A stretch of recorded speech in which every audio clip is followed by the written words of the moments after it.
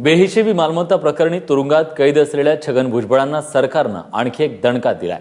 गंगापूर गोवर्धन शिवारातल्या भुजबळांच्या 23 एकर जमिनीवर जप्तीची कारवाई करण्यात आली आहे। नाशिकमधल्या अतिशय मोक्याच्या ठिकाणी हा भूखंड असून सध्या तिथं इमारतीचं बांधकाम सुरू आहे। नियमांना डावलून भुजबळांनी ही जमीन बळकावल्याचा आरोप होतोय।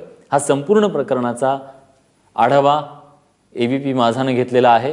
एबीपी माझाचे प्रतिनिधी प्रांजल कुलकर्णी यांनी। आपण जिथे उभे आहोत ही तीच जागा आहे जी गोवर्धन शिवारामध्ये वास्तुशास्त्र महाविद्यालयाकरता ही घेण्यात आलेली होती। जवळपास 23 एकर एवढी ही जागा आहे। आपण सध्या बघू शकत आहोत की इथे 3 इमारतींचं बांधकाम हे सध्या सुरू आहे। भुजबळांचे निकटवर्तीय हे इथे देखभाल करतायत असंच इथे बोललं जात आहे।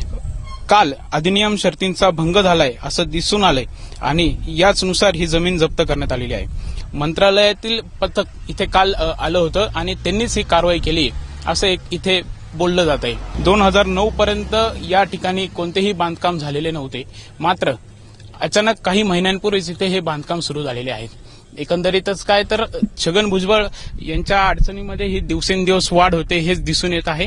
आपण बघू शकत आहोत की सुला वाईन यार्ड शेजारील हा सगळा परिसर आहे जो अतिशय निसर्गरम्य परिसर म्हणून ओळखला जातो। तेथीलच या जमिनीवर जप्ती करण्यात आलेली आहे।